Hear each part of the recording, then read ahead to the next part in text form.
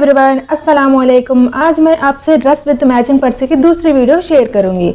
इसके लिए मैं यहाँ पे ड्रेस के फैब्रिक से एक जापानीज नॉट बैग बनाया था, जिसकी कटिंग मैं आज आपसे शेयर करूंगी। सबसे पहले मैं यहाँ पे पेपर पर ड्राफ्ट कर लूंगी। मैं यहाँ पे A4 शीट पेपर लिया और इसमें मैंने इसकी लंबाई 16 इंचेस रख लिया और इसकी विड्थ मैंने 3.5 इंचेस रख लिया। और इस तरह से मैंने रखने के बाद इस पेपर को मैंने इस तरह से फोल्ड किया। फोल्ड करने के बाद मैंने ऊपर से 7.5 इंच तक मार्क कर लिया। और उससे पहले हमें चाहिए कि बैग की हैंडल होती है उसको मेज़र कर ले। इसके लिए मैंने यहाँ पे 1 और 3/4 तक मार्क कर लिया। देखिए, उसके बाद जिस तरह से हमने पहले बार टेप से 7.5 इंच तक मार्क कर लिया था, उस पर हम एक लाइन डाल लेंगे और उसके बाद हमें इस तरह नीचे से भी एक लाइन डाल लेंगे। दोनों को इस तरह से मैंने मिला लिया। अब देखिए, मैं यहाँ पे छोटा सा कर्व दे रही हूँ।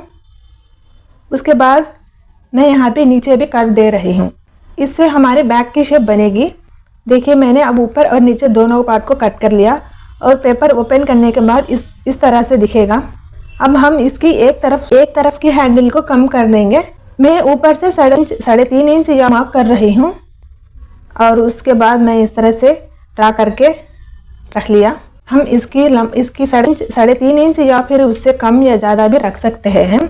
देखिए, मैंने यहाँ पे कट कर लिया और इस तरह हमारी ये पेपर ड्राफ्ट कंप्लीट हो जाती है। अब मैं इसको मेन फैब्रिक के कट करके आपको दिखाती हूँ। देखिए, मैंने यहाँ पे मेन फैब्रिक के कट करके और मैंने यहाँ पे पिनअप से सिक्योर कर लिया। मैं यहाँ पे 3 टाइप्स के फैब्रिक ले रही हूँ और उसमें मैंने मेन फैब्रिक और सैटिन फैब्रिक को दोनों को जॉइन कर लिया था। अब देखिए, मैं यहाँ पे बैग की हैंडल्स को जॉइन कर रही हूँ। देखिए, इस तरह से मैंने जॉइन कर लिया दोनों हैंडल्स को और इसके बाद इसको ओपन करने के बाद ये इस तरह से दिखेगा। यहाँ पे 3rd फैब्रिक ले रही हूँ और यहाँ पे फैब्रिक मैंने पॉलिस्टर लिया था। सेम इसी को भी मैंने पेपर ड्राफ्टिंग की तरह कट कर लिया। उसके बाद हमने जिस तरह से पहले से इसकी हैंडल्स को जॉइन कर लिया, उसी तरह हमें इसको भी जॉइन कर लेना है। देखिए, मैंने इसको भी जॉइन कर लिया। अब हम मेन फैब्रिक इसके ऊपर रख के उसके ऊपर फैब्रिक को रख लेंगे। देखिए, दोनों भी हमें एक ही तरफ सीधा रखना है। उसके बाद मैं यहाँ पे पिन से सिक्योर कर रही हूँ, क्योंकि हम जब भी स्टिचेस डालेंगे तो कभी कभी हमें लाइनिंग पार्ट ज़्यादा आ जाती है और कभी कभी मेन फैब्रिक पार्ट ज़्यादा आ जाती है। इसलिए मैं यहाँ पे पिन से सिक्योर करके स्टिचेस डाल रही हूँ। देखिए, इस तरह से डालने से हमारा जो भी क्लॉथ होता है वो हमें दोनों एक ही लेवल पे आते हैं। अब देखिए, मैंने यहाँ पे स्टिचेस डाल लिया और उसके बाद मैं यहाँ पे कर्स लगा रही हूँ और कर्स डालने से हम बैग को इस तरह से टर्न कर सकते हैं। अब देख लिया, हमें टर्न करने के बाद बैग इसके ऊपर एक स्टिच डाल लेंगे। अब हम इसके ऊपर स्टिचेस डाल लेंगे और स्टिचेस डालने से पहले हमें लाइनिंग पार्ट को अच्छे से खींच लेना है ताकि ऊपर कोई भी ना दिखे इसकी लाइनिंग पार्ट। और इस तरह से मैंने यहाँ पे स्टिचेस डाल लिया। देखिए, मेरा ये कंप्लीट हो गया।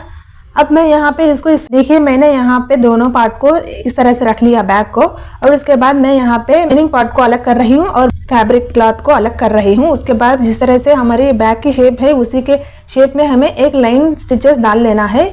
देखिए, मैंने यहाँ पे स्टिचेस डाल लिया और सेम इसी तरह हमें पॉलिस्टर फैब्रिक को भी स्टिचेस डालना है। थोड़ा ध्यान रखना है कि पॉलिस्टर फैब्रिक में जब भी हम लाइनिंग स्टिचेस अटैच करते हैं तो इसमें एक छोटा एक बड़ा ना करें, क्योंकि इस तरह से करने से हमारे बैग थोड़े अंदर की फिनिशिंग अच्छी नहीं होगी।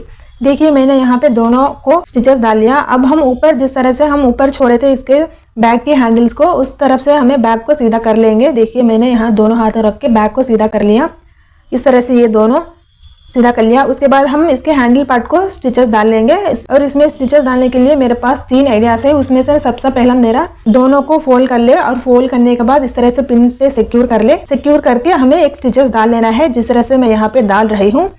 और दूसरा आइडिया ये है कि सिर्फ लाइनिंग पार्ट को आयरन कर ले और उसके बाद हमें स्टिचेस डालते वक्त ऊपर की क्लॉथ को हमें फोल्ड करके एक ही तरह एक बार में स्टिचेस डाल लेना है। और 3rd मेथड है कि दोनों को आयरन कर ले और दोनों को आयरन करने के बाद एक ही तरफा में स्टिचेस डाल ले। इस तरह से भी हमारी ये पूरी हो जाती है। इसकी सेकंड हैंडल जो कि छोटा था उसकी हम स्टिचेस डाल लेंगे और इसमें थोड़ा दिक्कत रहती है क्योंकि इसमें ज्यादा स्पेस नहीं होती, एकदम बिल्कुल छोटा होता है इसलिए। और मैंने इसी तरह इसको भी पूरा कंप्लीट कर लिया।